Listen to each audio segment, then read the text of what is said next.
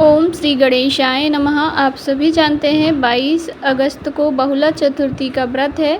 इस दिन सुबह से व्रत रखा जाता है और शाम को चंद्र उदय चंद्र दर्शन के बाद व्रत खोला जाता है।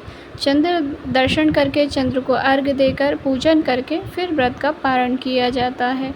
तो आप चतुर्थी का व्रत रखते हैं तो इसमें गणेश जी की पूजन की जाती है, सभी जानते हैं। आज की इस वीडियो में हम बहुला चतुर्थी पर किए जाने वाले पूज्य गुरु जी के कुछ उपाय हैं जो गुरु जी ने अपनी पूर्व की कथाओं में बताए हैं, उन्हीं उपायों की बात करेंगे। तो चतुर्थी के दिन आप जो चतुर्थी हर महीने चतुर्थी आती है, आप किसी भी चतुर्थी पर इस उपाय को कर सकते हैं। इस उपाय के अंतर्गत पहला जो उपाय है वह रुपए पैसे की तंगी को दूर करने वाला है। यदि घर में रुपए पैसे की तंगी है तो आप इस उपाय को अवश्य ही कीजिएगा। कोई सी भी चतुर्थी पे आप कर सकते हैं। गुरुजी ने कहा यदि जो गणेश चतुर्थी आने वाली है जिनमें गणेश जी विराजमान होते हैं, उस दिन से लेकर लगातार 11 दिन तक जब तक गणेश जी हमारे घर में विराजमान रहते हैं, तब तक यदि इस उपाय को कोई कर लेता है तो उसके जीवन में कभी भी पैसे की तंगी नहीं आती है। पर प्रत्येक महीने की चतुर्थी पर भी कर सकते हैं। तो ऐसा एक उपाय है जिससे पैसे की तंगी दूर होती है, कर्ज मुक्ति होती है और माता लक्ष्मी का आशीर्वाद होता है, घर में आगमन होता है। तो आपको क्या करना है, 9 समी पत्र लेने हैं। समी के पत्ते ले लीजिए 9। एक घी का दीपक लेना है। बस दोनों ही सामग्री की आपको आवश्यकता है। लेकर जाना है महादेव जी के मंदिर।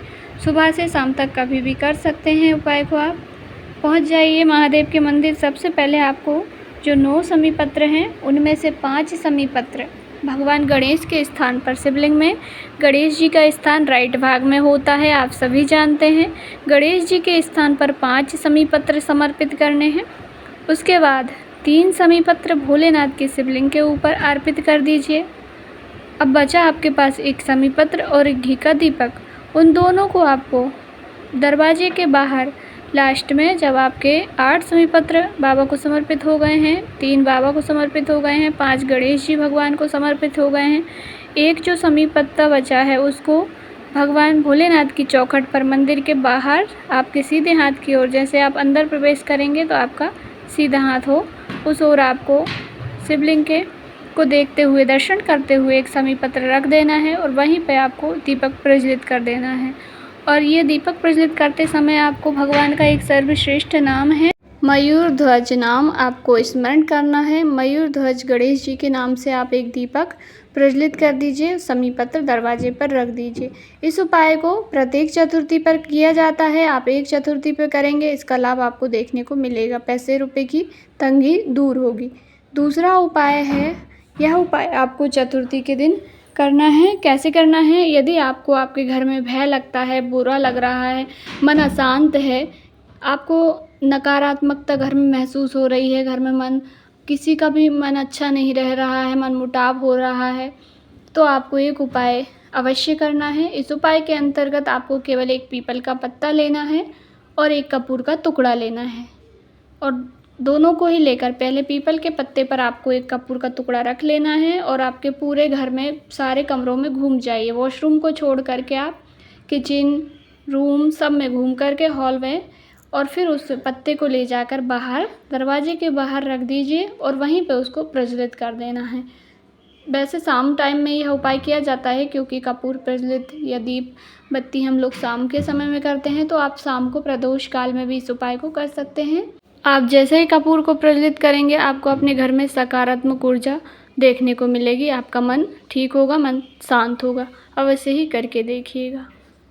तीसरा उपाय, यदि कोई आपके घर से गलत संगति में चला गया है, बुरा व्यवहार करता है या नशे की आदत हो गई है, किसी भी प्रकार का नशा हो, चाहे गलत संगति का नशा हो या शराब जो नशा हो, कोई भी किसी प्रकार का नशा हो, उसके लिए आपको 7 दूर्वा लेनी है।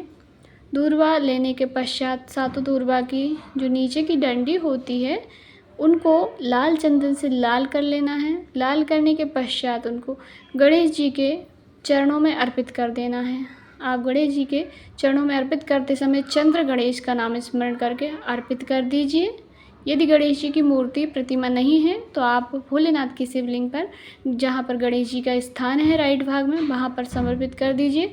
और यदि आपको मंदिर में गणेश जी की प्रतिमा अलग से मिल जाती है तो आप अलग से गणेश जी की प्रतिमा पर अर्पित कर दीजिए। चंद्र गणेश का नाम स्मरण करना है, रोग बीमारी का स्मरण करना है। जो भी बीमार व्यक्ति है अर्थात जिसकी गलत संगति पड़ गई है, गलत रास्ते पर चला गया है, नशा आदि करता है, उसका स्मरण कीजिए और बाबा से मांग करके एक आपको दूर्वा ले आनी है।